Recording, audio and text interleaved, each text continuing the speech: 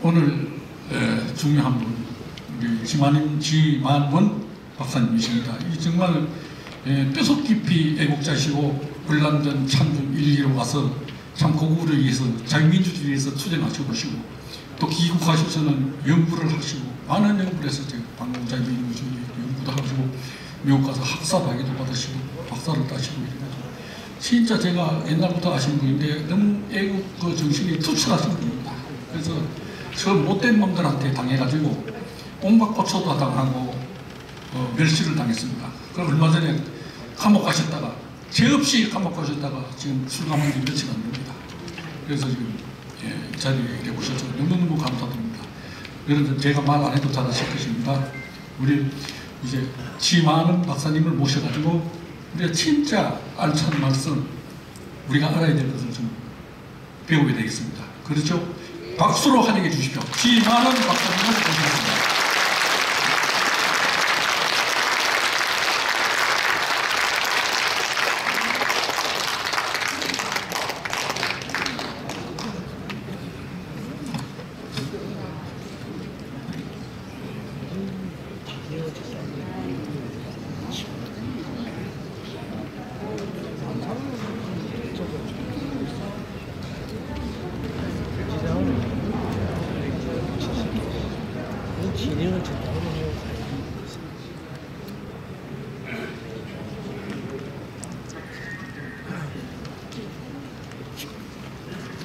옷을 벗으면 춥겠죠? 옷을 벗고 말씀을 드려야 예의인데 입고 하세요. 저는 추워가지고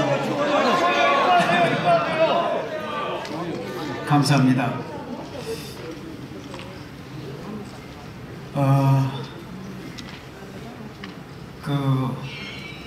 여기 회장님께서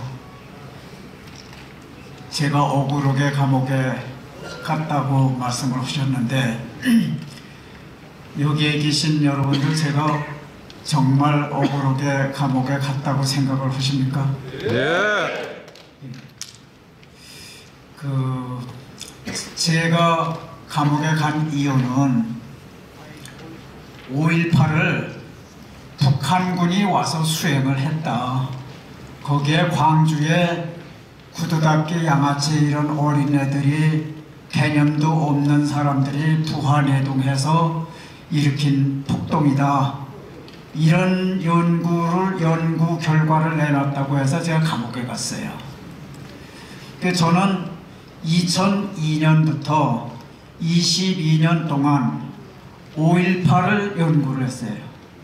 그 5.18을 어떻게 22년 동안이나 연구를 했느냐.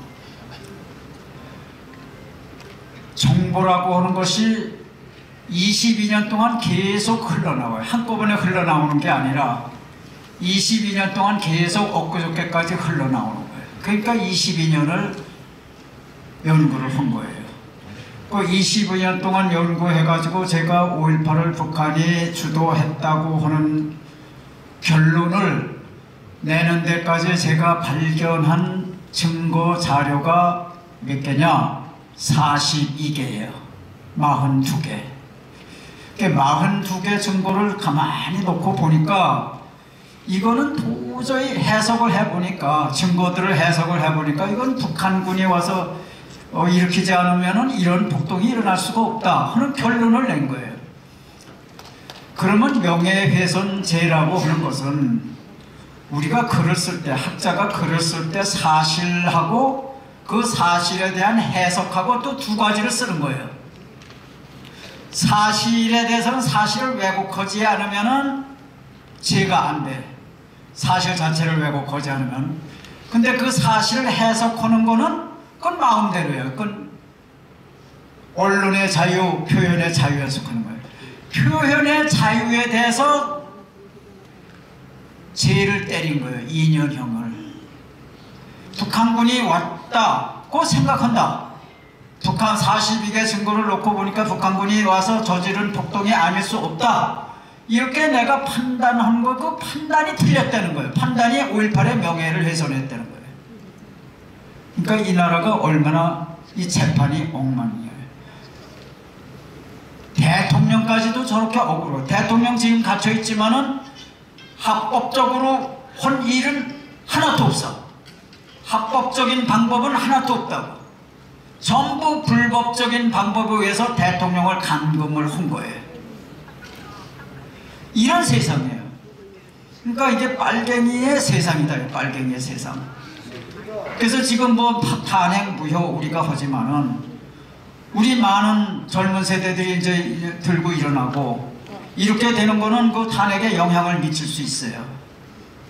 근데 저놈들은 어떻게 하느냐 하면은 빨갱이들이 판사가 되고 검사가 됐어요. 그 대한민국 검사 판사 세계는 빨갱이들이 다 차지한 거예요. 근데 빨갱이들이 다 차지한 사실을 우리 국민들은 모르고 온 거예요.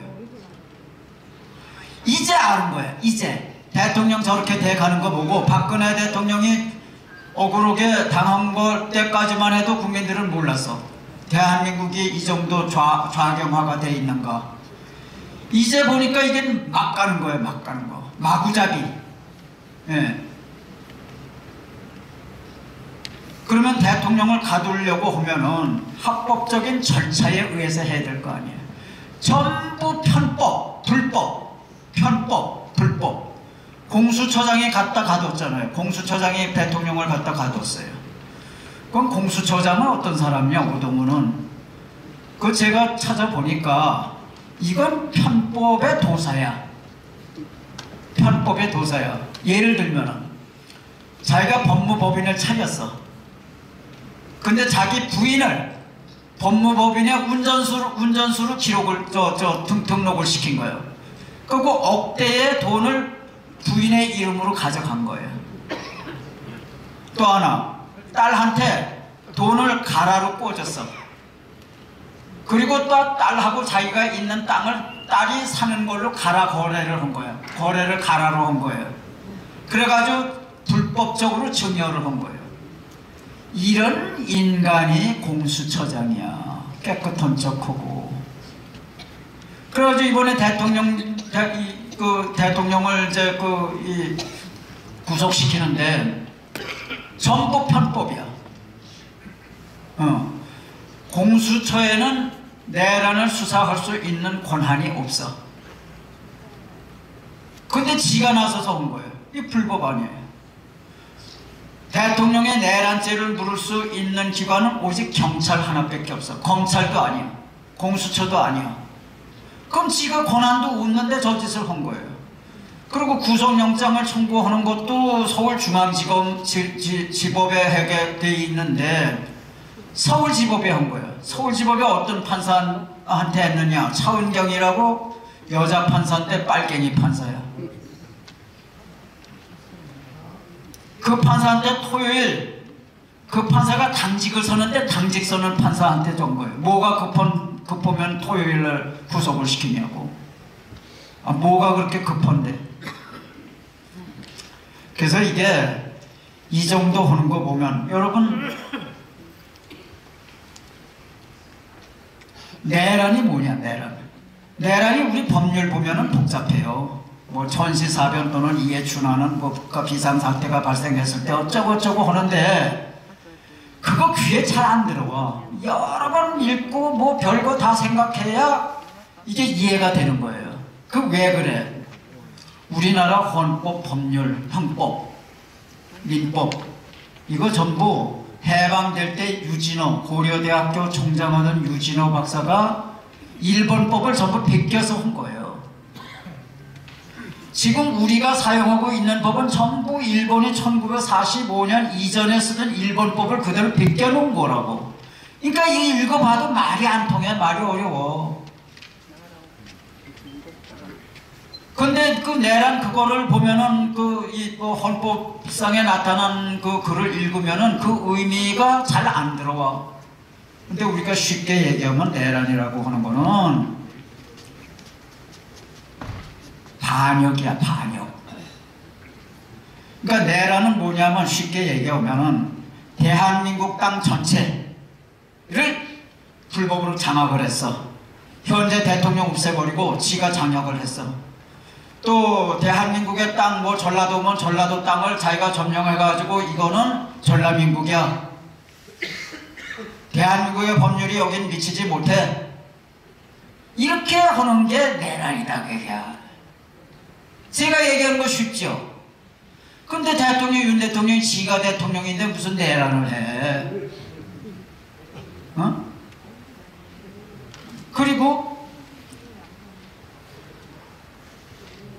계엄 선포하는 거, 비상계엄 선포, 비상계엄 선포. 그러면 그게 그 비상계엄이 이제 뭐냐?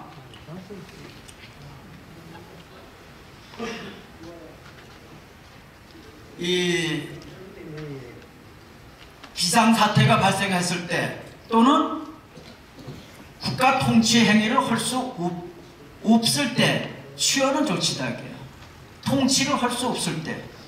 그 지금 통치를 할 수 없었잖아. 민주당이 별거 다 했잖아. 29명의 정부 관료를 전부 일하지 못하게 전부 탄핵하고 탄핵 소추시키고 저 마음대로 법률 막 일방조치로 다수결하고 해서 막 하고 예산 활동 못하게 예산 동결하고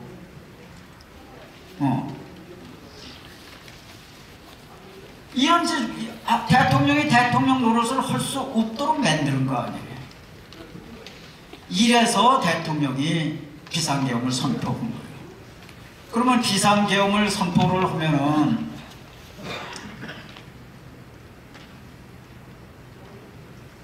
그게 비상계엄을 선포를 한 것이 그게 곧 내란이다고요. 이 사람들 얘기는. 그 비상계엄 선포한 게 한 지역을 점령을 했어요. 대한민국을 점령을 했어요. 비상계엄 선포한 게 그게 대한민국 점령한 겁니까?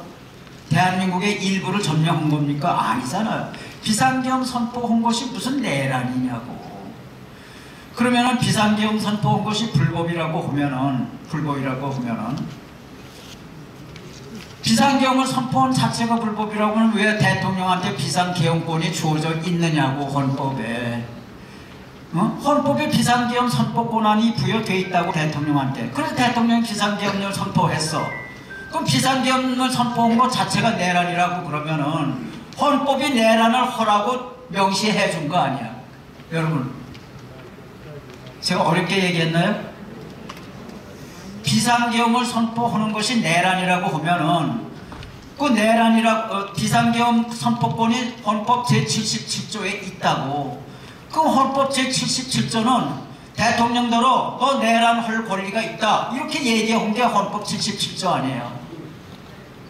그럼 이게 자가당착 아니야. 내란은 이건 위법인데 헌법을 위반한 건데 그럼 내란을 하라고 왜 내란을 할 수 있다고 헌법 77조에 얘기를 해줬느냐요. 명시를 해줬느냐. 제 얘기 어렵습니까? 아닙니다. 그 헌법이 내란하라고 해놓고 헌법이 내란하라고 77조에 규정해 놓았는데 내란하라고 계엄령 선포하라고 그랬는데 그거 계엄령 선포하면 내란이 되니까 내란을 그 계엄 선포권이 주어진 거는 내란을 할 수 있는 권리를 준 거 아니에요. 헌법상 77조가. 이런 거를 우리는 그 따지는 능력이 있으니까 이걸 따지는데 요렇게 따지는 사람이 아무리 인터넷을 찾아봐도 없더라고. 근데 여러분 제 얘기 들으니까 쉽지 않아요?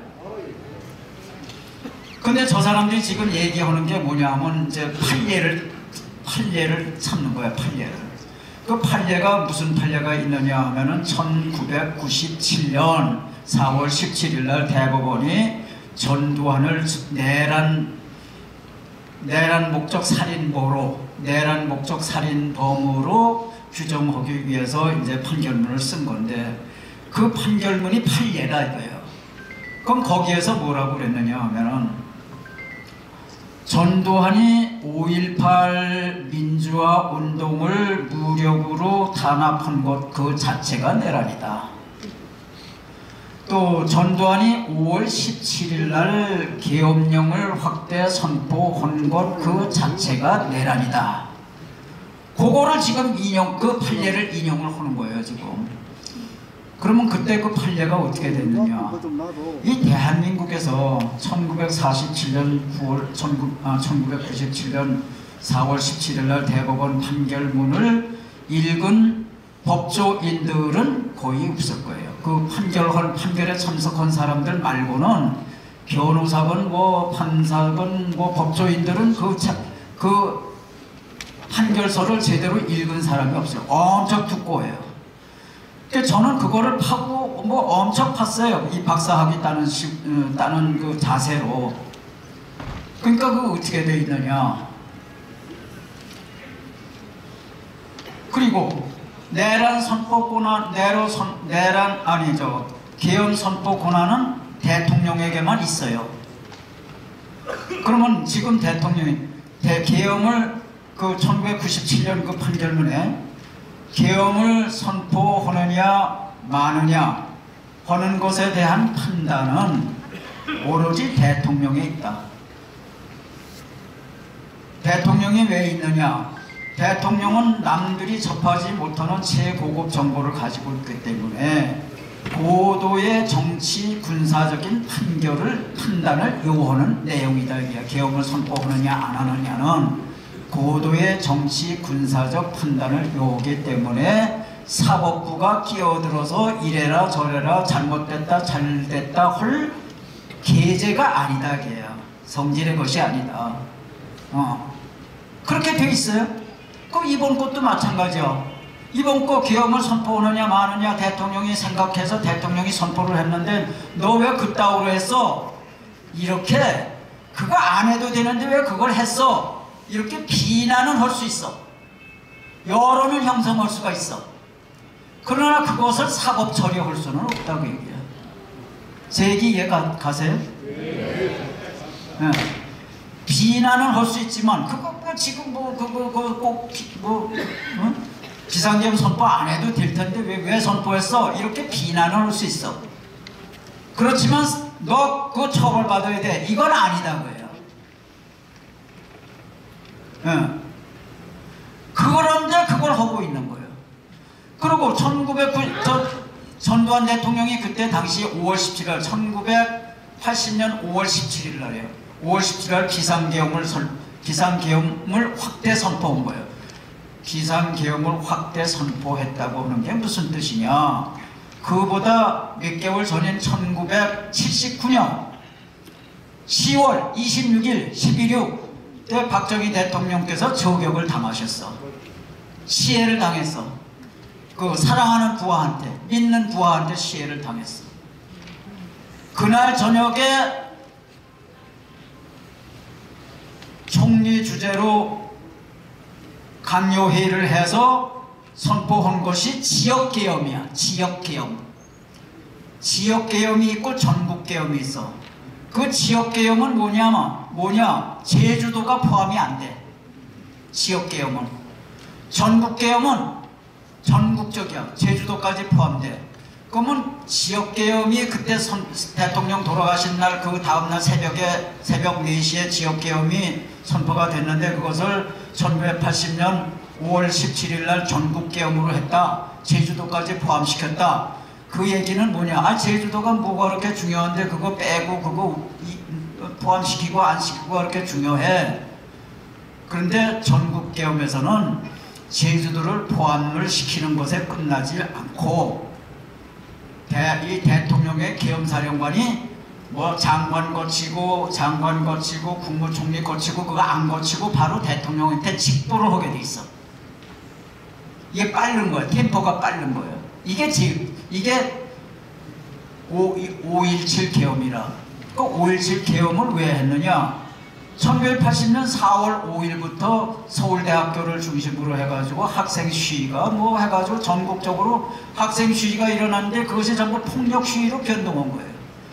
그래서 1980년 5월 15일 여러분들도 다 아시다시피 서울역에서 10만 심재철이가 주도하는 10만 군중이 학생이 모여가지고 버스로 경찰을 깔아 죽이고 이건 뭐 대통령에서부터 전부 겁을 먹은 거예요. 국무총리에서 다 겁을 먹고. 그래서 전국의 주시관들이 전부 긴급히 모여가지고 5월 17일 낮에 낮 2시에 모여가지고 이대로 안 겠다. 이제는 경찰의 한계를 벗어났다. 이제는 계엄군이 관여를 해야 되겠다. 이런 건의서를 만장일치로 건의서를 올렸어. 올리니까 최규하가 그때 권한대행인데 최규하가 그러면 이거를 강요회에서 해라 그래서 신현학 국무총리 주재로 강요회의를 했는데 거기서도 만장일치로 계엄령을 확대 선포하자. 100% 장군회의에서도 전국 지휘관회의에서도 100% 그 다음에 국무회의에서도 100% 해가지고 그 5월 17일 선포한 것이 그것이 5.17 계엄이에요. 근데 5.17 계엄을 할 때까지 그 서울역 집회만 있었느냐? 김대중이가 람보야, 람보. 그 모든 학생 시위를 전부 김대중이가 배후 조종을 해서 김대중이가 5월 15일 날 서울역 집회 보니까 대단하거든. 그러니까 그 위력을 믿고 그 다음 날인 5월 16일 날 최기와 내각을 향해서 선전포고를 한 거예요. 5월 19일까지 5월 16일 날 얘기를 하기를 선언을 하기를 5월 19일까지 내각을 총사퇴 해산하고 그 다음에 계엄을 해제할 것을 이 김대중에게 통보하지 않으면은 5월 22일을 기해서 전국 폭동을 주도하겠다 이렇게 한 거예요. 선전포고 아니에요. 그래서 5월 17일 날 갑자기 김대중하고 김대중이가 또 그 집권을 하면은 그 내각이 있을 거 아니야. 그걸 섀도우 캐비넷이라고 그래. 예. 그 혁명 내각 명단 24명 그 명단을 압수를 했어요. 전두환이가 압수를 했다고 전부. 그래서 그 김대중이 5.18의 내란 주모자로 처벌을 받은 거예요. 이게 5.17 계엄이라. 그 5.17 계엄이 김대중이 내란하려고 하는 것을 잡아놓은 게 5.17 계엄인데 그걸 전두환한테 뒤집어 씌운 거예요. 그러면은 1980년에 그때 대법원 판결에 뭐냐면 5.17, 5.18은 김대중의 내란 사건이야. 그렇게 대법원에서 판단했어. 1980년에 정확히 얘기하면 1981년 1월 23일 날 대법원이 일단 판단을 했어요. 그러면 여러분 일사부재리 원칙 아시잖아요. 한 번 대법원에서 판단하는데 왜 또 1997년에 대법원이 또 판단을 하느냐고. 1981년 1월 23일에는 대법원이 판단하기를 이 5.17, 5.18은 김대중의 내란 사건이다 이렇게 했는데 1997년 4월 17일 날 대법원이 다시 판결하기로는 김대중은 영웅이고 전두환이 내란이야. 사법부, 검찰하고 사법부가 전부 빨갱이 그때 다 된 거예요. 그런데 국민들은 그걸 모르는 거예요. 저 혼자 나서서 하니까 지만원이는 또라이고 지만원이가 얘기하면 망발이고 김대중이가 1995년 김대중하고 저하고 중국에 같이 갈 때 1등 칸에서 김대중이가 자기 부인하고 나하고를 자리를 바꿔 앉힌 사람이야. 그리고 모든 호텔에서 커다란 호텔에서 이 강연 이런 거를 할 때는 전부 강사가 7만 원이야. 김대중이가 저를 그렇게 좋아했어요. 그리고 강의가 끝나고 밥을 먹으면은 식사를 하면은 나를 자기 두 부부 사이에 앉혔다고. 그리고 김대중이 대통령 되니까는 나를 장관을 하라고 사람을 네 사람이나 보냈어. 네 사람을. 한 사람은 3번씩이나 오고 전부 7곳이 와서 나보고 장관하라고. 그렇게 갖고 왔어요. 예. 그런데 그런 사람이 대통령이 되고 보니까 이게 북한에 막 쏟다 주고 김정은한테 4억 5천만 달러 막 국민 몰래 주고 이 짓 한 거 아니에요. 그래서 그런 사람을 가지고 제가 김대중은 나를 그렇게 사랑하는 사람인데 인간적으로 못된 일을 한 거예요. 살아있는 2002년이면 김대중이가 포로케 시퍼렇게 살아있는 권력 아니에요. 거기다가 김대중 빨갱이 김대중은 김정일의 총독 이러고 신문에 게재를 하니까는 제가 미운털이 배겨가지고 도청을 당하고 광주교도소에 끌려간 거 아니에요. 그러니까 빨갱이 세력이 자 전두환을 그러면 그 5.17 계엄이 그러면 내란이라고 하자 그거야. 내란이라고 하자. 그럼 그 내란죄를 누가 뒤집어 써야 돼? 대통령인 최규하가 뒤집어 써야 되는 거 아니야. 계엄령이라고 그런 건 발동 권한은 오로지 대통령 한 사람에게만 있어. 그러면 내란 계엄이 내란이라고 그러면 그 내란죄는 최규하가 뒤집어 써야지. 왜 별 둘짜리 한테 당시 별 둘짜리인 전두환한테 뒤집어 씌웠느냐고. 근데 판결문이 어떤지 아세요 여러분? 여러분 포복 절도하실 거예요. 판결문에 뭐라고 그랬느냐 하면은 최규하 대통령은 전두환의 바지다. 따라서 최규하가 서명한 거, 최규하가 결재한 것은 전부 전두환의 책임이다. 여러분 이게 판결문이야. 그래서 최규하가 뒤집어 쓸 내란죄를 전두환이 뒤집으신 거예요. 여러분 빨갱이 판사, 빨갱이 검사 지금 똑같잖아요. 지금 윤석열이한테 하는 게 똑같잖아요. 이게 빨갱이라고 그러는 거는 이게 법이 없어. 저가 하는 게 법이야. 여러분 이 빨갱이들이 제일 싫어하는 단어가 뭔지 아세요? 빨갱이야. 그래서 지금부터는 여러분 하루에 100번씩 빨갱이를 입에 올리세요. 혼자라도. 그래서 입에서 자동적으로 빨갱이 소리가 나는 거. 좌익이다 진보다. 여러분 진보라고 하는 말을 누가 만들었는지 아세요? 김일성이가 만드는 거예요. 언어 전술에서는 북한이 최고예요. 네. 그 저가 진보니까 우리는 자연적으로 보수가 되잖아요. 보수라고 하는 그런 개념 자체가 킥해 묻잖아. 또 무슨 판결물이 있느냐 하면은 전두환은 별 둘인데 대통령이 시키는 일만 하면 됐지. 지가 뭔데 전국에서 전부 머리 좋은 사람들 전부 뽑아다가 시국 수습 방안이라고 하는 것을 만들어 가지고 그것을 가지고 성공적으로 시국 수습을 해냈느냐. 성공적으로 시국 수습을 해냈기 때문에 국민의 인기를 얻었다. 여망을 얻었다. 인기를 얻어가지고 대통령이 됐다.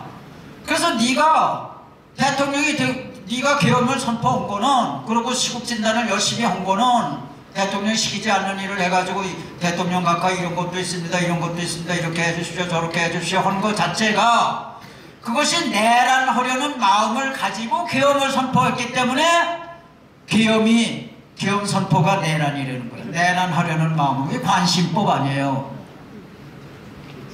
이게 빨갱이들 판결문 보면요 기가 막혀요. 전두환 대통령이 얼마나 억울합니까? 지금 윤 대통령 똑같이 당하고 있는 거예요. 여러분 전두환 대통령 한 가지만 말씀을 드리면은 전두환 대통령이 1980년에 대통령이 됐어. 81년에 대통령이 됐어. 또 81년에 그 레이건 대통령이 됐어. 그래서 세계에서 제일 먼저 만난 사람이 우리 전두환 대통령이 레이건을 만난 거예요. 만나가지고 레이건 대통령한테 뭐라고 그랬느냐. 카카 혹시 캘리포니아 1년 GNP가 얼마인지 아십니까? 모르겠는데 강요 아무도 몰라. 미국에서 아는 사람이 없어. 800억 달러입니다. 그럼 한국의 GNP는 얼마인지 아십니까? 아무도 몰라. 600억 달러입니다. 어? 아니 한국의 GNP가 캘리포니아 GNP보다도 작아? 다 놀란 거예요. 일본의 GNP가 얼마인지 아십니까? 1조 6천 얼마. 하여간 한국 GNP의 20배다 이게 20배. 그 한국은 그 작은 GNP 가지고 거기서 6%를 덜어가지고 국방비를 쓰고 있습니다. 일본은 우리보다 한국보다 20배의 GNP를 가지고 있는데 0.1%도 안 쓰요. 0.09%를 국방비로 쓰고 있습니다. 우리 대한민국은 이게 참 없는 돈에 이걸 내서 자유전선을 우리가 지키고 있습니다. 일본은 이거 공짜로 안보 무임승차하는 거 아닙니까? 그 마치 그때 당시 미국의 그 일본이 안보 무임승차한 거 프리라이드 한다고 비난들이 많았거든. 그걸 이제 이용을 한 거예요. 그럴듯해. 그래서 어쩌라고? 각하, 미국 돈을 달라는 것이 아닙니다. 일본 돈을 주십시오. 에? 예. 일본 돈을 주시면은 그게 저희가 그 돈을 가지고 미국에서 탱크도 사고 전투기도 사고 해서 자유전선을 지키겠습니다. 그 얼마면 되겠는데, 그거는 만나게만 해주십시오. 이렇게 된 거예요. 이제 끝날 시간 됐나? 몇 분 더 해보면 되나? 그래요? 그래요. 여러분 괜찮아요? 제가 얘기해도 더 얘기해. 재미없으면 그만.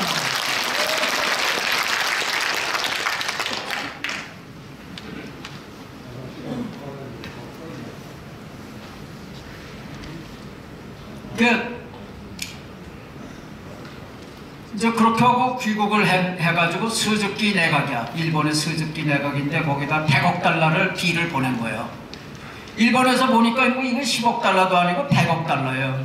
여러분 1965년에 박정희 대통령이 일본하고 15년 동안 밀당해가지고선 협상을 해가지고 받아낸 게 겨우 5억 달러예요.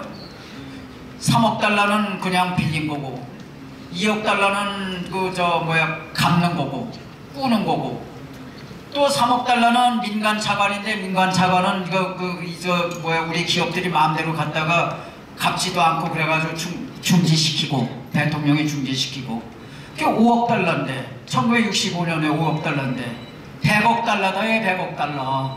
이 미친 사람 아니야 이거. 그러니까 스즈키가 거들떠보지도 않아. 이거 또라이 아니야 또라이. 근데 낙하선회가 이제 돼가지고 낙하선회가 수상이 돼가지고 또 미국의 아련을 갔을 거 아니에요. 아련을 가가지고선 레이건 대통령이 만났는데 레이건 대통령한테서 무슨 말을 듣고 한국에 왔는데 한국의 낙하선회가 40억 달러를 가지고 온 거야. 40억 달러를. 그 낙하선회가 말하기를 전두환 대통령 각하 제가 최소한 60억 달러는 마련하려고 했는데 그렇게 되면은 제 위치가 위태로워집니다. 그래서 최대한으로 마련한 것이 40억 달러인데 이거 좀 받아주십시오. 그동안 안보 무임승차여서 미안합니다. 이렇게 된 거예요. 40억 달러 받아냈다고. 이거 아세요?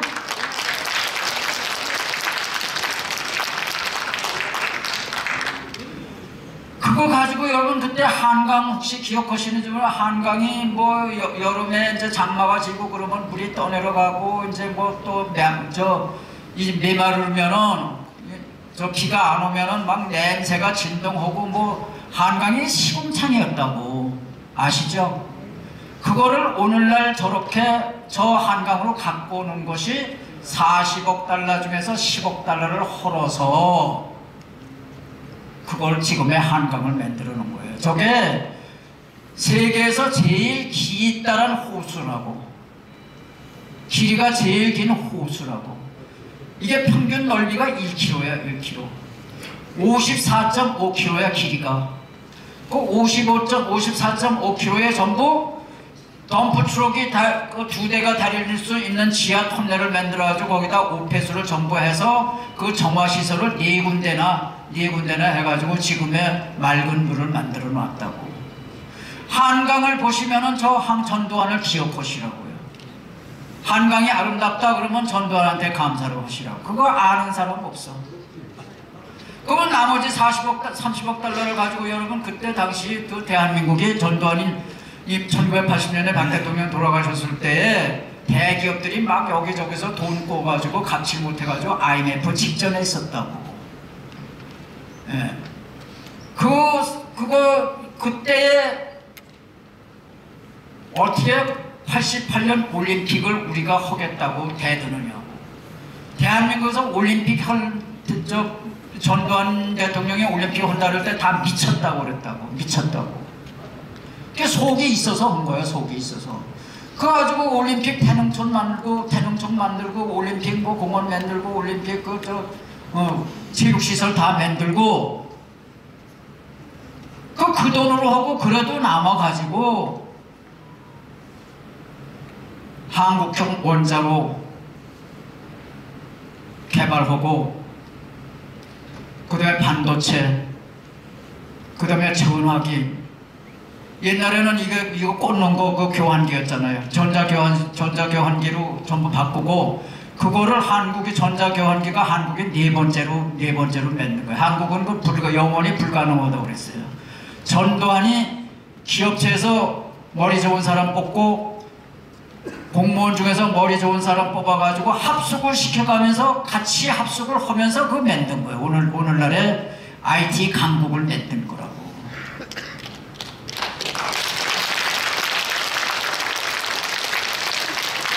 이게 전두환인데 이 빨갱이들이 저렇게 만드는 거예요. 지금 제가 억울하게 감옥에 있어. 그러면은 제가 얼마나 억울한가 하는 거는 저놈들이 빨갱이들이 더 잘 알아. 그러니까 저를 감옥에 넣으면은 저놈이 억울하니까 억울하고 분하고 증오하고 해서 팔딱팔딱 뛰다가 저기서 병들어 죽으라고 저를 감옥에다 넣은 거예요. 그죠? 그럼 제가 그 안에서 지금 제 나이가 뭐 호적 나이로는 41년생으로 되어 있는데 그럼 41년생은 85세 아니야.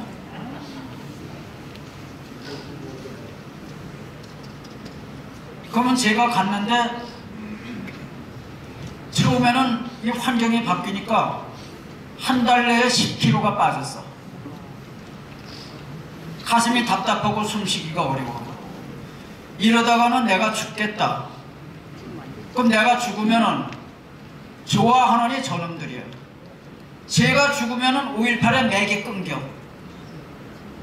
지금 내가 왜 억울하냐? 지금 여러분 제가 22년 동안에 연구를 했는데 연구를 하는데 건 것 중에 하나가 북한군이 광주에서 475명이 죽었다는 것까지 제가 밝혀냈어.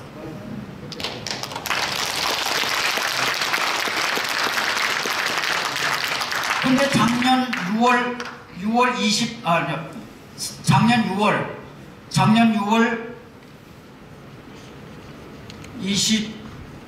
17일 스카이데일리는 6월 20일 기사에 났어. 그 다음에 7월 6일 스카이데일리에 또 났어. 2차에 걸쳐서 전 안기부장이었던 권영애 아시죠? 안기부장이 중앙정보부 아니야 옛날에. 아니 국정원 안기부장이 스카이데일리라고 하는 신문에 뭐라고 밝혔느냐 하면은 5.18을 안기부가 조사를 끝냈다. 조사 결과가 뭐냐? 5.18은 북한이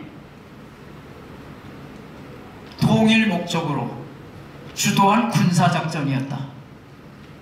그 과정에서 490명의 유관급 하사 중사 있는 게 아니에요. 유관급 소위 중위 상위 대위.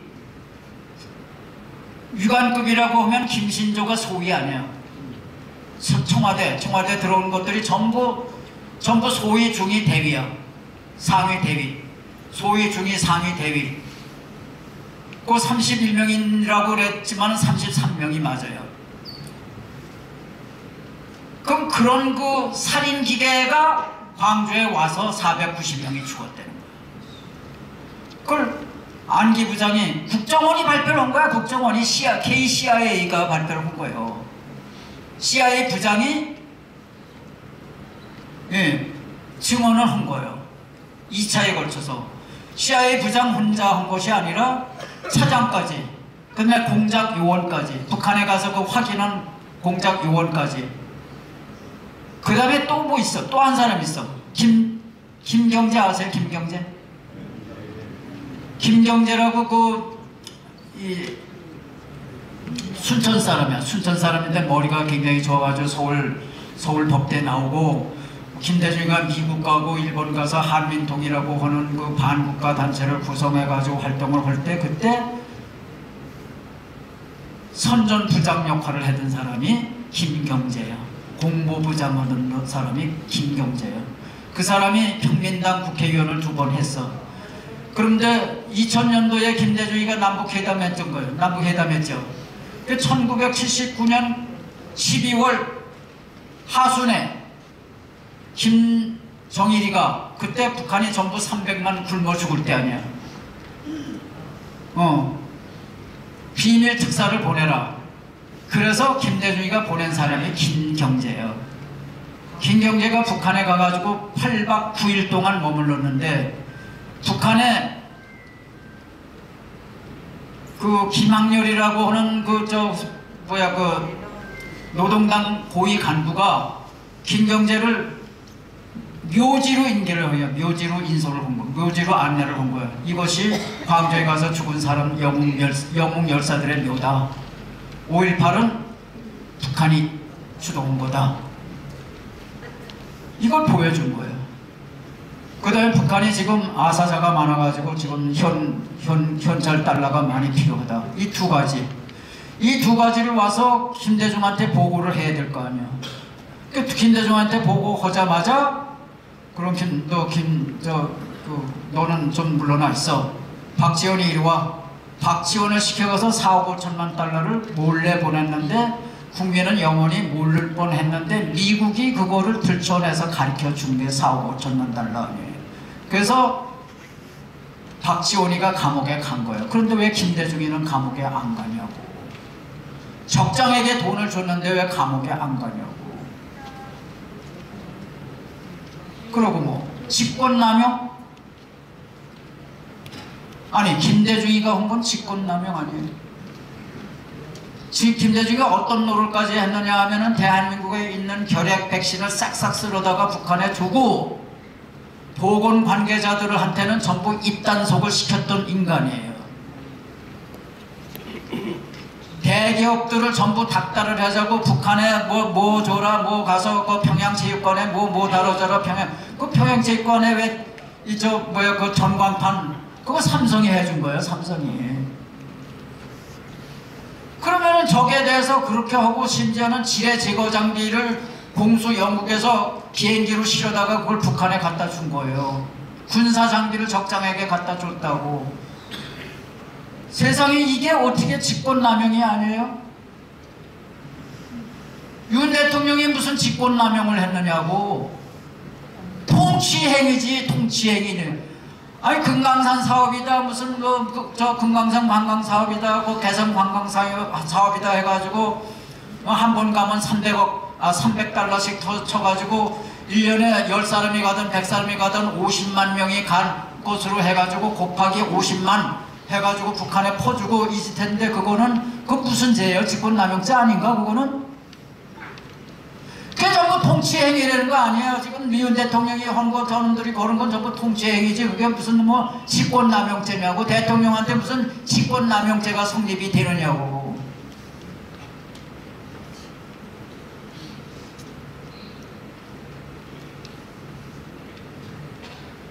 그래서 제가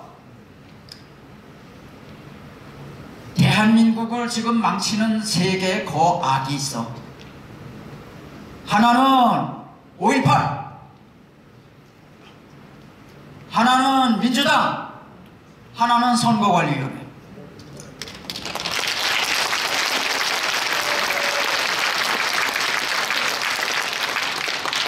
선거관리위원회를 지금처럼 두면은 연년 세세, 앞으로 100년 대통령 전라도 파들이 해. 전라도 파들이 빨갱이들이 온다고. 국회의원 빨갱이들이 온다고.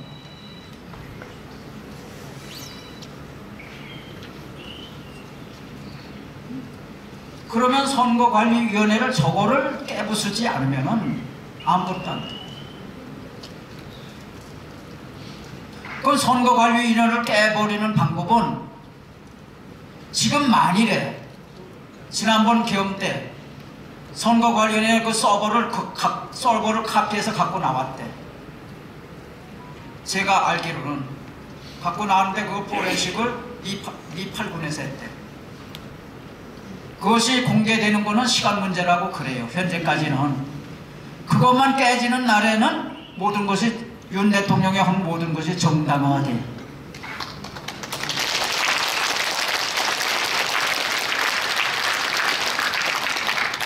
그런데 이게 여러분 일본이 나쁜 나라다. 저건 상종도 하지 말아야 된다. 이렇게 생각하시는 분 솔직하게 손 한 번만 만들어보세요. 일본은 저건 뭐 우리 침략해가지고 식민지로 만들고 저건 불구대천의 원수다. 이렇게 생각하시는 분 손 들어보세요. 우리하고 같이 함께 나란히 협조하면서 살아야 된다 생각하시는 분. 아이고 감사합니다. 여러분들 혹시 제 책 읽으셨어요? 일본의 의미. 요 밖에 있는데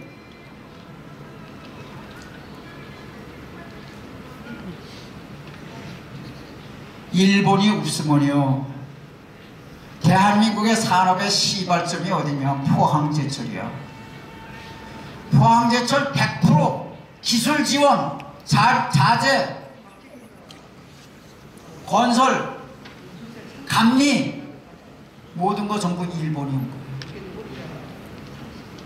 우리 박태준 회장님은 인부들 통솔한 거예요. 거기 기업이 마음대로 끼어들지 못하게 하고 엉터리 기업이 전부 일본 거 가지고 한 거예요. 여러분 지금 대한민국이 그 뭐 창원공단도 있고 인천공단도 있고 무슨 저기 그 창원공단, 구미공단 뭐 다 있잖아요. 시화공단. 이 공단을 만들어 놨는데 그 공단을 와가지고 채워준 기업들이 전부 일본 기업들이에요. 일본 기업이 없으면 일본이 저 아프리카 희망봉에 가 있으면 대한민국 오늘 없어요. 거지 나라야. 중국 저게 위험한 거예요. 중국. 지금 중국이 제 느낌으로는 그래요. 중국이 대한민국에 본부를 두고 세계 중소기업의 중소나라, 중소국가의 전부 전자개표기를 전부 보급을 해. 그래가지고 중국이 원하는 사람들로 대통령 뽑고 국회의원 뽑아. 그래가지고 중국의 꿈을 일으키려고 하는 거예요. 근데 그런 그 음모가 제 눈에도 보이는데 트럼프 대통령 눈에 안 보이겠냐고. 트럼프가 전자개표기 부정선거에 대해서 칼을 빼는 순간 우리 대한민국의 선거관리위원회도 선관위도 온전치가 못하리라고 봐요.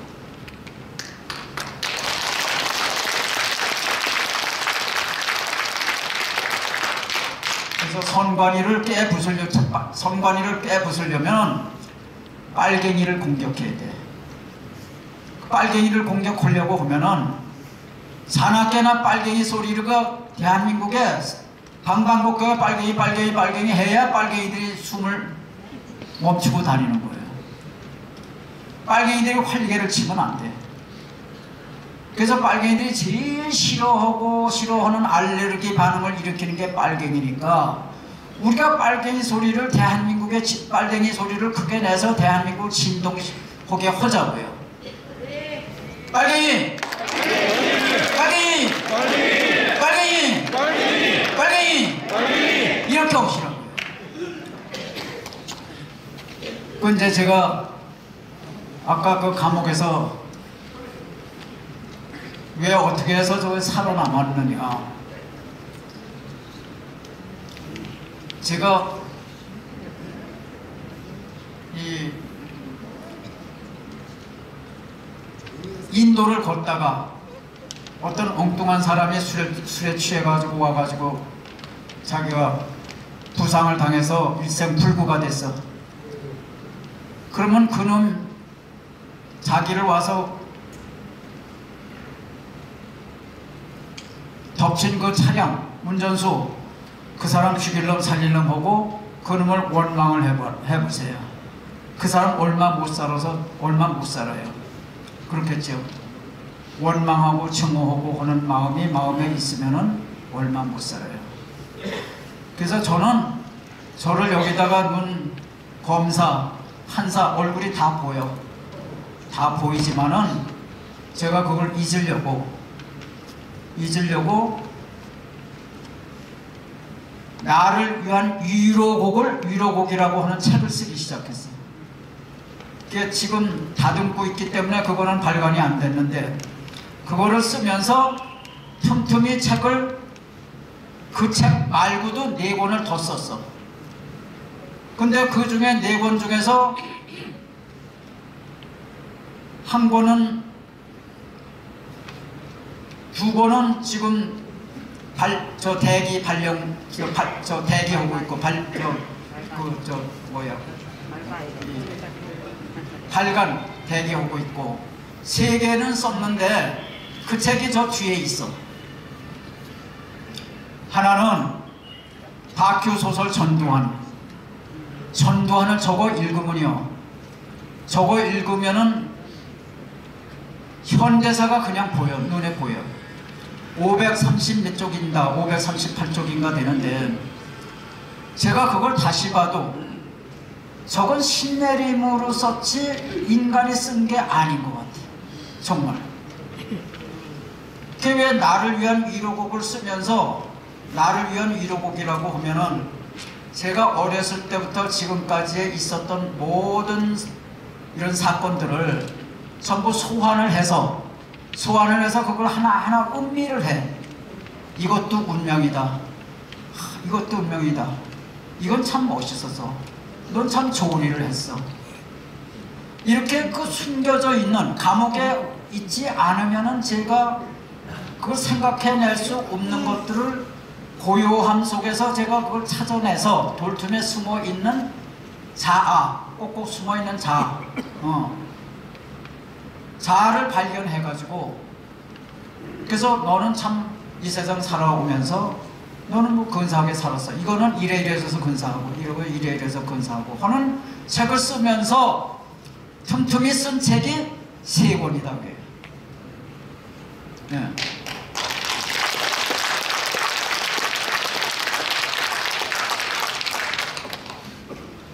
그러면은 왜 다큐 소설 전두환 소설로 써야 사람들이 많이 읽을까 싶어서 소설이라고 하는 거예요. 제가 그 책을 써가지고 그 책을 교도소 중간 간부한테 줬어. 중간 간부가 그거 하고 일본의 의미 그걸 읽고서는 이 2 책은 제가 그냥 읽을 책이 아닙니다. 그러더니 저한테 영치금을 줬어. 교도소 간부가. 여러분 교도소 간부한테 영치금 받아본 사람 저 말고 또 있을까?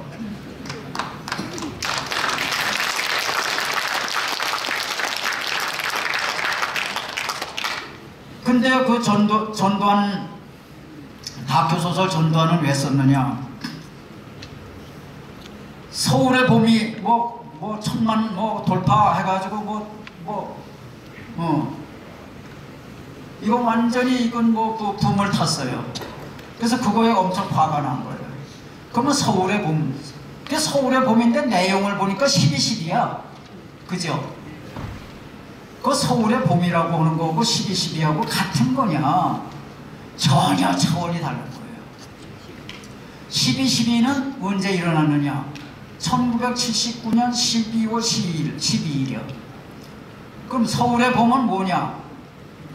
1980년 2월 29일이야. 그럼 2월 29면 3개월 아니야? 3개월이고 12, 10이니까 18일을 더하면은 100일도 더 지난 거 아니야. 시차가 12, 12 있고 100일도 더 지나서 서울에 봄이 있는 거예요. 12, 12는 뭐냐? 정승화 육군참모총장, 계엄사령관, 별넷, 별 둘인 전두환 수사본부장, 계엄수사본부장이 검찰총장 역할을 하면서 계엄검찰총장이 수사본부장이에요. 체포한 거예요. 지금 대통령 체포한 것처럼 지금 검찰총장이 대통령 체포하잖아요. 그것처럼 체포한 거예요. 그게 왜 쿠데타냐고. 그게 왜 쿠데타냐고. 죄를 져서 하는데. 그래 정승화는 무슨 죄를 졌느냐. 10월 26일 날 박 대통령이 김재규한테 시해 당할 때 김재규하고 같이 있었어. 이제 끝났지? 응.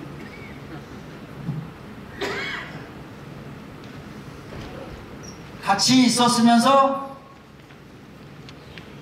김재규가 계속 혁명을 일으키려고 하는데 그 혁명을 일으킬 수 있도록 김재규의 뜻을 받들어서 군을 움직였어. 정승화가.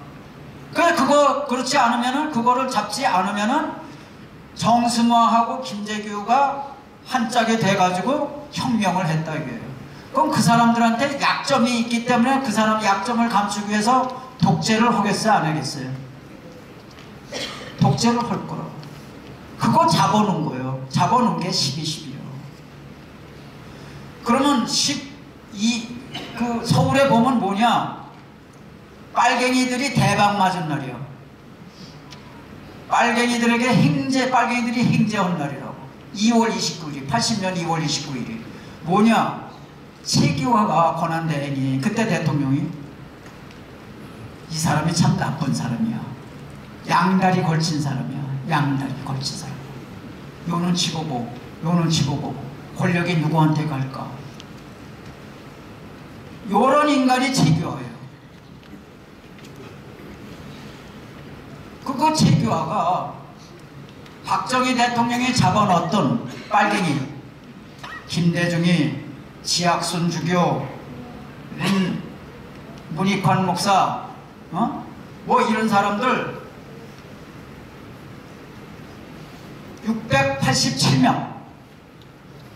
687명의 빨갱이를 사면복권 시켜준 날이야. 그게 2월 29일이야. 그게 서울의 봄이야. 그 서울의 봄하고 봄이 왜 12.12냐고. 그래서 그때는 이제 몸에 열이 나가지고 그때서부터 이제 쓰기 시작한 거예요. 그 감옥이, 제가 있는 감옥이 독방인데 자료가 이만큼 쌓인 거예요. 밖에서 이거 보내라 저거 보내라 저거 보내라 해가지고 이렇게 쌓아놓고 쓴 것이 다큐 소설 전도원이에요. 여기 후배 육군사관학교 후배 두 분이 와 계신데 아까 차 타고 오면서 야, 너무 재밌다. 또 교도소에 있는 구치소의 중간 간부는 눈으로 보는 것 같은데 어떻게 글을 이렇게 눈으로 보는 것 같으냐고. 그 다음에 일본을 욕을 하는데, 일본은 이완용이 그 사람 내국노 아닙니다. 그러니까 지금 전한길 강사가 그게 공무원 시험 보는 사람들, 그 사람들을 대상으로 하는 강사래, 전한길이가. 그럼 그 사람들한테 가르치를, 그 사람들은 공무원 시험을 봐야 되니까 시험에 나는 내용들을 가르쳐야 되니까 그것만 가르친 거예요. 저 같은 사람은 역사를 다시 재진단하는 거예요. 그럼 제가 일본의 의미 간단히 썼지만은 저거를 교도소 중간 간부가 있고서는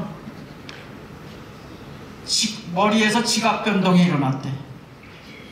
완전히 상식을 뒤엎는 것인데 내용 하나하나 따져보면 다 그렇다는 거예요. 동의를 한다는 거예요. 그럼 한마디로 얘기를 하면은 이시조선이 518년이야. 518명 중에서 이시성을 가진 사람이 대물림하면서 27명의 왕들이 518년 동안 다스린 거예요. 그럼 그 결과가 뭐냐? 서울 거리가 전부 똥오줌 바다예요. 시체가 뒹굴어. 전염병이야. 물을 먹었는데 찝찝해. 거기 사람 똥오줌, 가축 똥오줌 다 섞여가지고 전염병이 창궐한 거예요. 길도 없어. 어디 을지로 종로가 어디 있어? 없어. 전부 초가집끼리 이렇게 꼬불꼬불하지. 저거를 일본 도쿄 버금가는 도시로 만드는 게 서울이에요. 그 전에 무슨 뭐 학교가 어디, 유치원이 어디 있었냐? 서당밖에 더 있었냐고. 그거를 전국에 그 유치원을 깔고 수학교, 중학교 해가지고 교과서라고 하는 교과서 책을 만들어서 가르쳐 준 게 예절을 가르치고 청결을 가르치고 도덕을 가르치고 이렇게 한 것이 일본 사람 만든 게 일본 사람이야. 예? 그리고 뭐 일본 사람이 언문을 무슨 뭐 그거 했다고 탄압했다고 하지만 언문을 탄압한 것은 그 탄압하는 왕 누구야? 연산군이 언문을 못 쓰게 한 거야. 그거 언문을 쓰니까는 일반인들이 자꾸 글을 써가지고 상소를 한단 말이야. 귀찮으니까 언문 사용하면 전부 처벌한다고 그런 거예요. 일본이 한글날을 제정해가지고 일본이 한글날을 만들어줬고, 그 다음에 그 조선어를 사용하는 소선어를 배우고 쓸 줄 아는 사람들을 양성을 해가지고 거기에 시험에 합격하면 수당을 줬어, 공무원들한테. 그 일본이 그렇게 한 거예요. 어린이날도 일본이 제정해줬고. 그 상투에서 이 상투 속에 이가 많을수록 이게 뭐 부자 된다고 그래. 그거 전부 머리 자르게 하고 이게 개화를 시킨 거예요. 이 세계 모든 나라 중에서 식민지가 한 번도 안 돼본 나라는 일본하고 아프리카의 그 어느 나라 두 나라밖에 없어. 유럽도 독일은 불란서 식민지, 불란서는 독일의 식민지 서로 맞바꿔가면서 식민지로 다 한 거예요. 그래서 지금 중요한 것은 중국이 우리나라 국회의원을 다 장악하고 있는 거예요. 중국 사람이 한국 사람보다 대한민국에서 더 좋은 대우를 받아. 이게 문제예요. 네. 그래서 제가 일본의 의미 얇아요. 금방 읽어. 2시간이면 읽어. 네. 그거가 이 윤 대통령한테 저게 절실하게 필요하다. 그래서 보냈는데 청와대 용산으로 보냈는데 대통령실로 가는 편지와 우편물은 전부 하나도 안 받더라고. 그 전달이 안 됐어. 네. 그 다음에 이제 다큐 소설 여로라고 하는 것은 제 얘기를 썼는데 그 책을 읽고 그 책에 전신이 있어. 그 책의 전신이 뚝섬무지개. 그 뚝섬무지개 전신이 이제 나의 산책세계. 뭐 이렇게 이름을 달리해오면서 계속 이제까지 이 스테디셀러로 이제 자리해왔는데 지금 쓴 것이 이제 감옥에서 더 조용한 마음으로 쓴 것이 저 책이에요. 다큐 소설 여로. 그래서 저거를 읽고서는 19살 때 부모한테 반항하고 삐뚤어가고 하는 사람이 제 책을 읽고서는 부모한테 효도하고 지금까지도 자기도 돈벌이도 없는데 참 가슴 아프게 그렇게 자기도 병병하면서 병을 얻어가지고 병병하면서도 저한테 100만 원씩 꼭 석 달에 한 번씩 보내는 거예요. 제가 아버지라는 거예요. 제가 쓴 책으로 인해서 자기가 사람 됐다고 그 책을 읽고.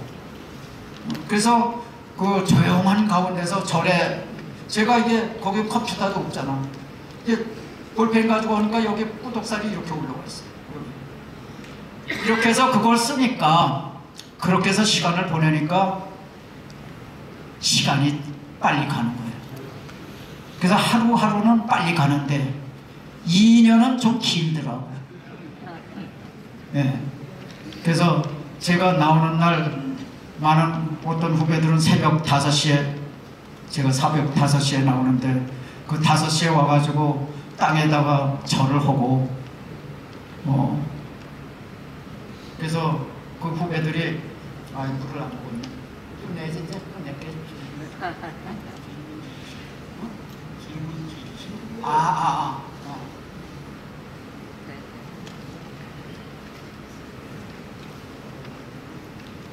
제가 옥에서 나와서 제일 먼저 여러분 이렇게 많은 분들 앞에 서는 것은 오늘이 처음이에요. 여러분들 대단히 고맙습니다. 그래서 앞으로 5.18은 새로운 증거들이 많이 생겼으니까 재심을 할 거예요. 재심을 해서 제가 억울했던 거 전부 변상케 할 거예요. 예. 지금 나와서 이제 우선은 지금 이제까지는 이 이념의 침투 시절이었다고. 국민은 모르는 사이에 지하로 침투가 돼 있어. 이제 두더지처럼 튀어나와서 보니까 두더지 가는 길을 삽으로 막으면 두더지가 튀어나오잖아. 그러니까 지금 빨갱이들이 이제 전부 튀어나온 거 보니까 이게 대단한 거예요. 그래서 이제 우선은 좌우익 싸움이 아니라 애국자와 빨갱이들 간의 싸움이야. 애국자와 빨갱이들 간의 싸움이라고. 이제는 전쟁이야, 전쟁. 그래서 그동안에 윤 대통령에 대해서 제 개인적으로는 서운한 게 있고 하지만은 그거는 이 커다란 임무 앞에서는 아무것도 아니야. 그래서 우선은 우리 대통령을 살리는 것이 국가를 살리는 거기 때문에 우선 거기에 관심을 드리겠습니다. 질문 혹시 있으십니까?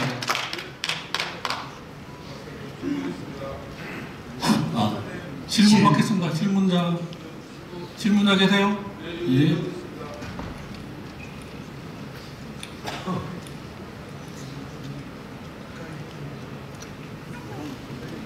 네, 박사님 강의 잘 들었고요. 감사합니다. 5.18 광주 5.18에서 지금 그 유족들이 뭐 600몇 명이라고 했었는데 지금 뭐 수천 명으로 늘어나가지고 그들 자손들이 공무원 시험이나 뭐 판사 검사 가산점을 받아서 다 하고 있습니다. 심지어 아파트 청약 가산점까지 받아서 특별 분양으로 혜택을 받고 있습니다. 그러니까 보통 사람은 5.18 유공자가 아니면은 역차별을 받고 있죠. 이 프레임을 깰 수 있는 그동안 박사님이 5.18에 대해서 연구를 많이 하셨으니까 이 판을 깰 수 있는 무슨 방법이 없을까요? 우리 후손들을 위해서. 그걸 묻고 싶습니다.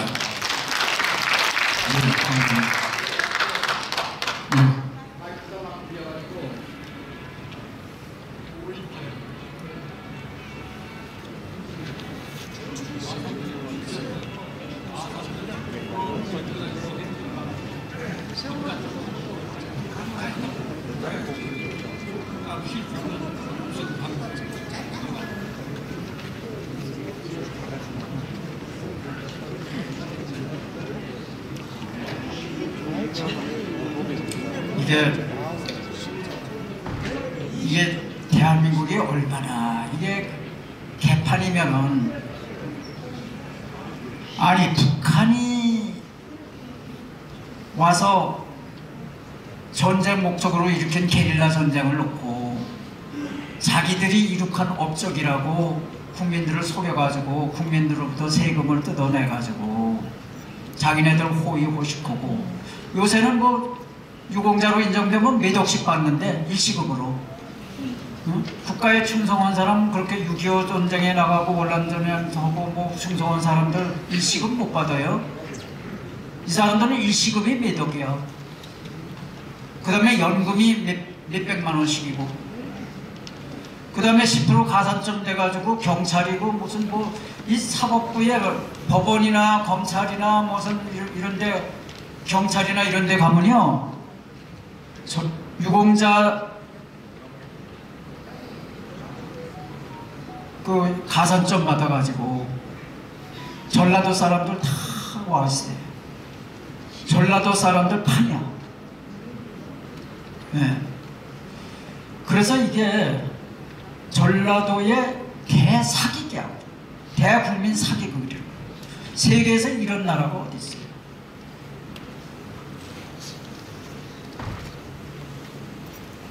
그러면은 유공자를, 대한민국의 모든 유공자는 누가 선정하느냐?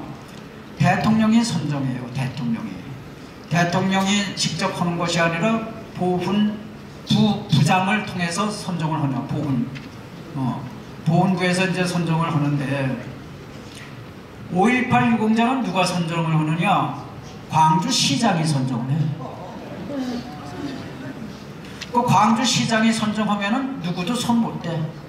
광주시장은 이 사람은 2급이요, 이 사람은 3급이요, 이 사람은 10급이요 하면은 보훈부는 그에 따라서 시행만 해. 이 사람한테 돈 얼마 주고 뭐 주고 혜택 주고. 그러면은 대통령 위에 광주시장이 있는 거예요. 그래 안 그래요? 광주시장이 선정한 걸 대통령이 혜택을 베푸니까 대통령이 꼽은 거 아니야. 꼽은 시행자, 결정권자는 광주시장이고 시행자는 대통령이고, 뭐 이런 더러운 세상이 있어요. 그러니까 이거를 제가 감옥에서도 여러 번 편지를 여러 번 그 글을 썼는데, 이거 보훈부에서 통합해라. 통합해가지고 단일 기준으로 해라. 그리고 국민 세금을 털어가면서, 국민 세금을 해서 저희들 호의호식하면서 누가 어떤 사람이 유공자인지 명단, 무슨 일을 해서 유공자가 됐는지 공적 조서, 공적 내용 까라 이거예요. 안 까. 안가는 그 힘이 어디에 있느냐? 빨갱이의 힘이 있다. 빨갱이가 대한민국을 장악하고 있기 때문에 당연히 까야 되는 것을 안 까고 있다 이게요. 그러면 이거를 제가 대통령한테도 얼마나 이거를 하고, 우리 국민들도 뭐 제 글을 그 대통령실에 그걸 해가지고 뭐 편지를 아마 뭐 트럭으로 보냈을 거예요. 그게 전부 대통령실로 가는 거 하나도 없어. 일도 없어. 전부 예하부대, 예하 기관으로 가는 거예요. 그 예하 기관에 가면 그냥 없어져 버려. 그럼 대통령은 스스로 국민한테 귀를 기울였다 그랬는데, 그거 편지, 대통령실로 가는 편지 차단해놓고 무슨 어떤 국민한테 귀를 기울인다는 거예요 도대체. 그러고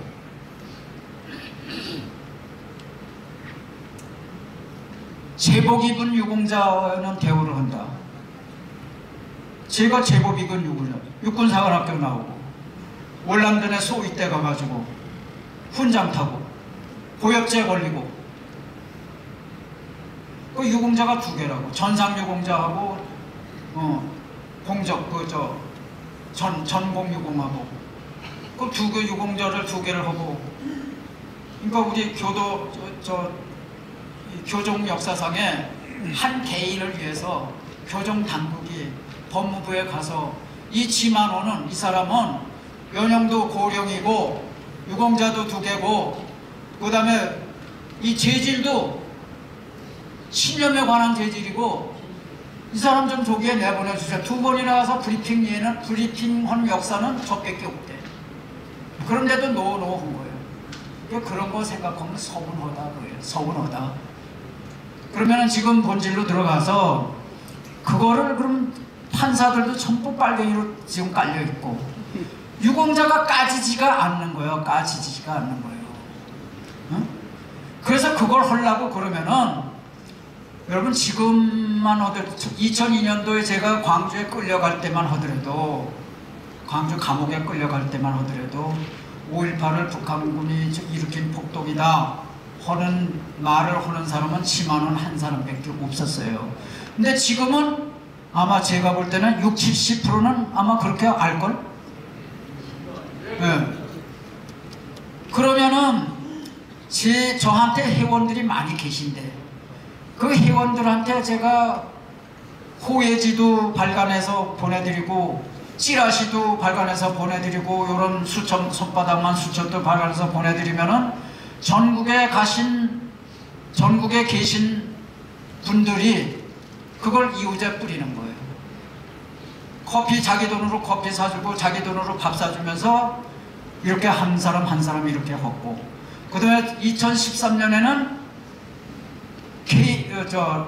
채널 A하고 TV 조선에서 4개월 동안 5.18은 북한이 한 거다 하고 방송을 했어요. 제가 나가서 바람을 일으켜 가지고 그때 많이 전파가 된 거예요. 그때 많이 전파가 된 거예요. 예. 그래서 이제 많이 전파가 됐으니까 그러면 그거를 법원에다가 고소를 해도 명단들까지를 않고 또 공적조서도 까지를 않고 심지어는 저 강원도에 있는 사람도 5.18 유공자고 서울에 있던 사람도 5.18 유공자, 심지어는 1992년생도 5.18 유공자라. 아니 1980년에 5.18이 일어났는데 12년 후에 태어난 아기가 무슨 놈의 유공자냐고. 개판이요, 개판. 그러면 이거를 개판인 줄 다 알고 저들도 알면서 까지 않는 것은 오로지 이 나라를 빨갱이들이 장악을 하고 있기 때문에 그렇다고 해요. 그 방법은 없어. 방법이 없어. 오로지 열심히 이웃을 깨우치는 방법밖에 없다고. 저놈들 빨갱이다, 우리가 빨갱이다 그러는데 지금 점령되어 있다고 하는 사실을 이웃에게 전파하는 것밖에 없다고. 그리고 5.18 세력이 5.18이 예를 들어서 북한이 한 거라고 이렇게 이제 전 국민이 한 60, 70%, 80%가 이제 소리내서 하게 되면은 무너져요. 무너진다고. 네. 그래서 여론으로밖에는 이거를 극복할 방법이 없다고 생각. 그래서 여론을 일으키려고 그러면은 이웃에 계몽시키는 수밖에 없다고. 그게 돌아가는 길이 지름길이야. 그 방법밖에 없어. 네. 돌아가는 길이 지름길이라고. 저 길 언제나 가나 그게 지름길이라고. 됐을까요? 예, 고맙습니다.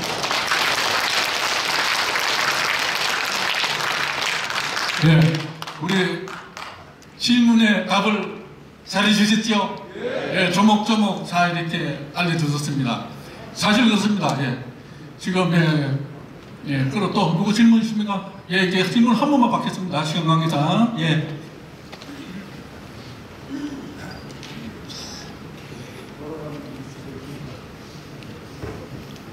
박사님 안녕하세요. 번개TV입니다. 번개TV입니다. 번개TV. 번개 유튜브입니다. 번개TV. 예, 제가 나중에 말씀드릴게요. 예. 번개TV. 번개TV 이따 나한테 전화번호 알려주고 하지. 그러지 않아도 내가 찾았는데. 예. 그 박사님이 25년 동안 연구한 5.18 진실을 지금 전한길이라는 자가 우파 집회에 나와가지고 5.18은 민주화운동이라고 그러고 김대중이를 찬양하고 있습니다. 그 부분에 대해서 우리 지만한 박사님은 어떻게 생각하시는지 명쾌하게 답변 좀 해주십시오.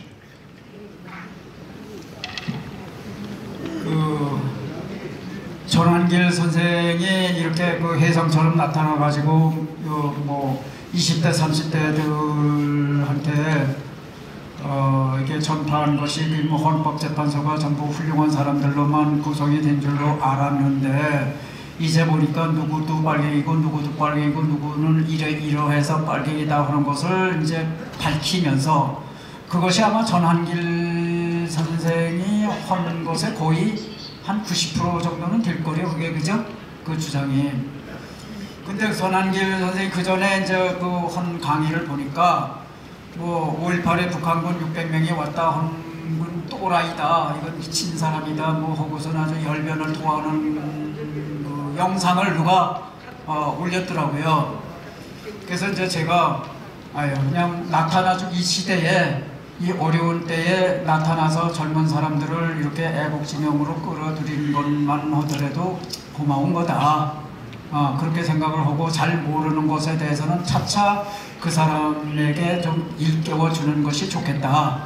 그래서 저는 전한길 선생한테 일본의 의미하고 그 다음에 전두환 다큐소설 전두환하고 이 두 개는 누군가가 좀 줘가지고 좀 읽혀서 깨닫게 해줬으면 좋겠다는 희망을 가지고 있어요. 예. 그 전한길 선생은 보니까는 그 일본에 대해서도 이제 증오를 하고 있고, 5.18이 김대중, 김영삼에 대해서도 존경을 하고 있고, 그런데 그거는 좌익들이 이제까지 그 대한민국의 역사는 좌익이 장악해왔고, 또 이제까지 그 문화 권력, 뭐 교과서를 쓰는 거라든지, 그 다음에 뭐 영화를 만드는 거라든지, 이런 책을 내는 거라든지, 뭐 이런 그 문화적인 권력은 전부 좌익이 가지고 있어요. 교보문고에 제 책이 있으면요, 좌익들이 와서 슬며시 갖다가 후진대 갖다 놓는다고. 교보문고 같은 데서. 예. 그리고 도서관에 있는 제 책이 깔려 있으면 도서관한테 협박해가지고 그 책 도서관에 비치 못하도록 하고 이래요. 예. 그런데 이 김영삼이 훌륭하다.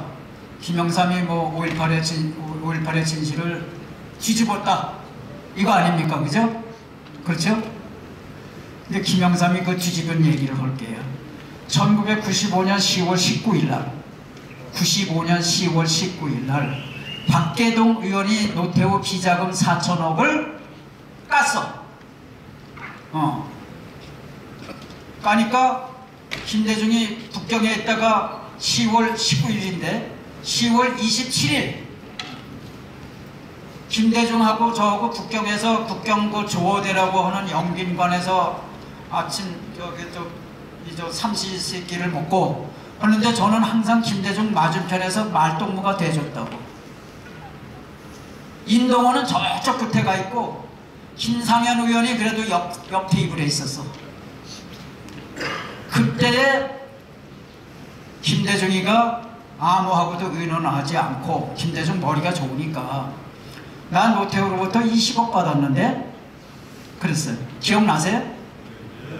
노태우로부터 나 20억 받았어. 그때 이제 민자당에서 뭐 20억만 받았겠냐, 더 받았지 플러스 알파다 이러고 있는데 하루도 못 가서 초점이 김대중으로부터 김영삼한테로 갔다고. 야, 이 정치적 적대 관계에 있는 사람 아니야? 정적인 김대중한테도 노태우가 20억을 주었다고 하면은, 노태우 밥상머리에서 대통령이 된 김영삼은 얼마나 많은 돈을 받았겠느냐, 몇 천억 받았을 거 아니냐, 이렇게 됐어. 근데 그 당시 김영삼은 이미 노태우로부터 3천억을 받아놓고 있었는데 아무도 몰랐어. 노태우하고 김영삼만 아는 거야. 그게 이제 들통나게 생긴 거야. 너 불어라. 몇 천억 받았냐, 불어라. 김대중도 미워하고 싫어하는 김대중한테도 20억씩이나 받은데 너 대통령 됐을 때는 너 받았을 거 아니냐. 그러니까는 이게 꼼짝없이 이제 코너에 몰렸거든. 이때 국면 전환을 한 거예요. 국면 전환. 자기한테서 자기가 아주 이게 코너에서 막다른 골목에서 어떻게 헤어날 수가 없는 거야, 김영삼이가. 이때 그 감이 뛰어나드는 김영삼이가 지가 살기 위해서 갑자기 전두환, 노태우 저놈들 12.12로 쿠데타하고 광고 5.18을 광주에서 양민 학살하는데 저놈들 갖다 가둬라, 이제 이랬단 말이에요. 그러니까 이게 김영삼으로 향했던 여론이 전두환, 노태우로 간 거예요. 그 국민이 왜 그랬느냐? 전두환, 노태우가 국민으로부터 사랑을 받고 있었으면은 여론이 시선이 안 움직이지. 근데 그때 당시에 이 군사 정부, 군사 정권 이거에 대한 국민의 그 증오감, 이게 엄청났거든. 그러니까 김영삼보다 군사 정권에 우리 더 미운 거야, 더 미운 거야. 그러니까 국민 여론이 이제 이쪽으로 쏠린 거야. 그래서 김영삼이 3천억 받은 거는 김영삼은 영웅이 됐고, 왜? 전두환 노태우를 감옥에 보내는 바람에 영웅이 된 거라고. 그 전두환 노태우는 이미 이제 감옥에 가뒀잖아. 감옥에 가뒀으니까 죄를 뒤집어 씌워야 되잖아. 근데 일사부재리 원칙에서 1981년 대법원은 이미 5.18이 이 김대중이 일으킨 내란이라고 했는데, 그거를 뒤집으려면은 이게 재심을 해야 되고, 재심을 하려고 그러면은 새로운 증거가 나타나야 되는데 새로운 증거는 나타나지 않고, 재심이 없이 재심 절차를 밟지 않고 재심을 하려고 하니까 특별법을 만든 거예요. 그 특별법 머리가 어디서 나왔느냐 하면은 홍준표한테서 나온 거예요. 홍준표가 그때 안기부 권영애의 꼬붕이었거든. 법률 꼬붕이었거든. 그 홍준표가 그걸 코치를 해서 그걸 만들어서, 그 다음에 전두환한테 대를 그렇게 해서 이제 이 재심의 기회는 이제 마련했어. 특별법으로. 그러면 죄를 만들어내야 될 거 아니야. 죄를 만들어내기 위해서 공작을 한 거예요, 공작을. 그러면 김영삼을 대신해서 공작을 할 수 있는 사람은 오직 한 사람, 국정원장, 안기부장, 그게 권영이에요. 권영이가 육사 15기야. 근데 육사 15기에 나는 새도 떨어뜨린다고 할 만큼 출세를 했던 권정달이라는 하는 사람이 있어. 권정달. 같은 육사 15기. 이 두 사람은 하나해가 아니야. 하나에 대해서 열등의식을 가지고 있던 사람들이에요. 하나에 대해서 아주 증오를 해. 그러니까 전두환 노태우는 하나해거든. 그러니까는 이제 원수를 갖겠다 해가지고 있지도 않은 집권 시나리오, 집권을 위한 마스터 플랜, 집권 시나리오가 전두환한테 있었다 하는 것을 거짓말로 지어낸 거예요. 권정달이. 그것도 검사실에 가서 한 것이 아니라 삼정호텔 1110호에 가가지고 우리 책자로 얘기하면 250페이지에 달하는 거짓말을 지어낸 거예요. 여기에서 집권 시나리오를 있었다. 집권하려는 마음을 가지고 계엄을 선포했기 때문에 내란이다. 그렇게 된 거예요. 그렇게 해서 올가맨 거라고. 공작을 한 거라고. 그래서 제가 지금 드러내놓고 인터넷이고 책이건 간에 드러내놓고 권영애와 그 권정달 이 두 육사 15개 두 사람은 제 사관학교 7년 선배이기는 하지만은 죽기 전에 진실을 말하고 죽어라. 그거 다 퍼졌어요. 제발 죽기 전에 제발 죽어서 하늘은 분명히 있다. 하늘의 연자매는 계속 돌고 있다. 하늘의 연자매를 키울 사람은 없다. 너 그런 그 남한테 그런 악행을 저지르고 너가 이 생에서 얼마나 이득을 얻었는지 모르지만은 너 그거에 대해서 이실 짓고 오고 사죄하고 무릎 꿇고 그러고 저 세상 가라. 그리고 제가 드러내놓고 공개적으로 지금 꾸짖는다고 할까? 새까만 후배가 지금 그러고 있어. 근데 그게 그런 거를 그 전 선생이 그런 걸 알 리가 있느냐? 입시생들에게 가르치는 역사 선생이 그런 걸 알겠냐고. 그 제 책을 읽어보면 알지. 제 책을 안 읽잖아. 이게 많은 사람들이 우선 남한테 전달을 하려고 그러면 자기가 책을 읽어서 지식이 있어. 여러분, 책을 읽지 않으면은 치매 걸려요. 일본 사람은 한 달에 7권씩 보는데 우리는 0.7권을 보는 거예요. 한 권도 못 읽는 거예요. 그러면 한국에 치매가 많다. 그리고 이게 책도 소리내서 읽으면 치매가 안 걸린대. 쓰면서 걸리면 더 안 걸린대. 그래서 이거를 제가 학습, 이걸 늙어 죽을 때까지 학습을 하면은 늙지를 않아. 늙지를 않아. 여러분, 제가 한국 나이로 84세인데, 고정 나이로는 85세지만은, 한국 나이로 8세, 42년생인데, 42년 말띠인데, 제가 그래도 남보다 조금 한 10년 정도 젊어 보인다고. 구치소 가니까 만나는 사람마다 한 70대셨어요? 이래. 그러면 그게 뭐 때문에? 항상 머리를 쓰거든. 항상 머리를 쓰고 책 쓰고 머리를 쓰고 책 쓰고. 제가 또 이 연설하는 걸 무지 좋아해요. 마이크만 들면은 4시간이고 5시간이고 이게 멈출 줄을 몰라요. 예. 그러니까는 제가 늙지를 않는 거예요.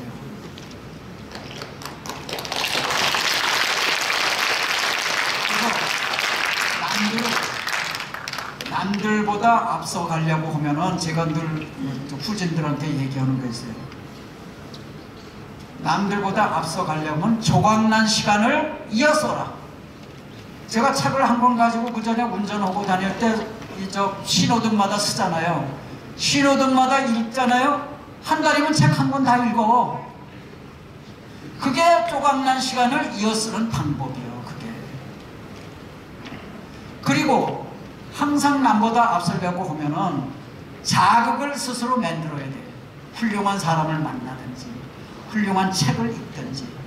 그래가지고 자극을 항상 만들어가지고 자기를 채찍을 하면은 그게 여러분 생선을 휘감을 떠오잖아. 뭐 강릉에서는 뭐 실어 올 거 아니에요. 실어 오는 동안에 고기의 신선도가 파괴가 되거든.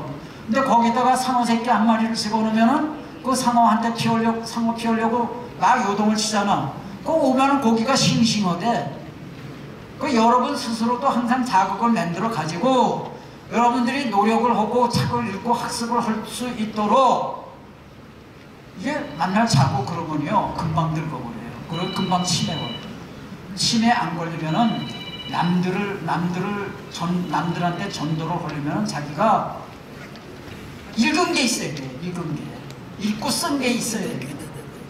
오늘부터 여기 오신 분들, 최소한 여기 오신 분들만이라도 그런 노력을 해서 건강을 더 연장시켜 주십시오.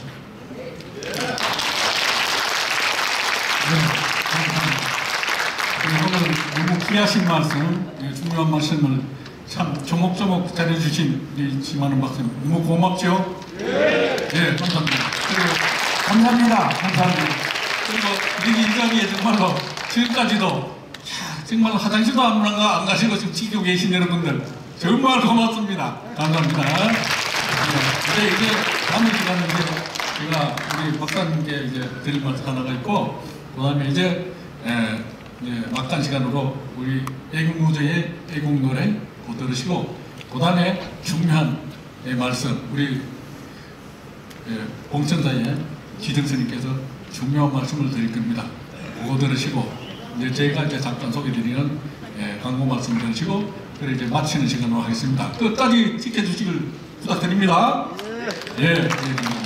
그런데 이렇게 지금 여러분 아직까지도 80이 넘으신 분이 이렇게 정정하게 계시는 거니까 반갑죠? 예, 지금 오늘 처음 뵙는 분들도 계실 거예요.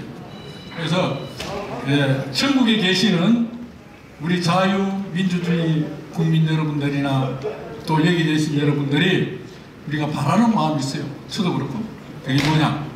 이 대한민국이 반공 자유민주주의로 국권이 똑바로 세워가지고 저 북한을 반공 자유민주주의로 흡수 통일해서 우뚝 선 세계의 우뚝 선 이 대한민국이 되는 그날까지 우리 박사님께서 만수무강하시기를 바라는 마음이 여러분들이나 저나 대한민국의 국민들이 같은 마음이라는 것입니다.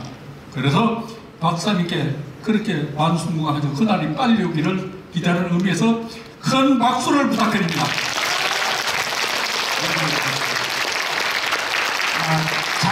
잠깐 잠깐 제가 또 한 가지만 붙이면 저기 저 본계 TV 저기 촬영하시는 분이 이제 본계 TV를 이제 운영하시는 분인데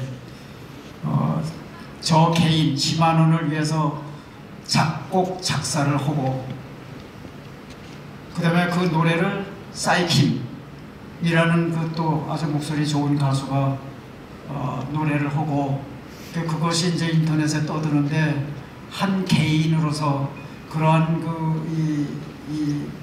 이 대우를 받는 것이 얼마나 영광인지 모르겠습니다. 그리고 좀 있으면 김영선 선생님도 저 개인을 위해서 노래도 하시고 저 개인을 위해서 노래를 새고 작곡은 이제 모르겠는데 이 콘서트 저를 위한 콘서트도 열어주시고 했는데 여러분들 좀 앞으로 할 거지 경청을 해주시기 바랍니다. 감사합니다. 네, 박사님께 감사의 박수, 감사하는 박수 드리겠습니다. 자리에 가서 쓰십시오. 너무 오랜 시간을 말씀하셨는데요. 아이고, 잠깐만 기다려 주십시오.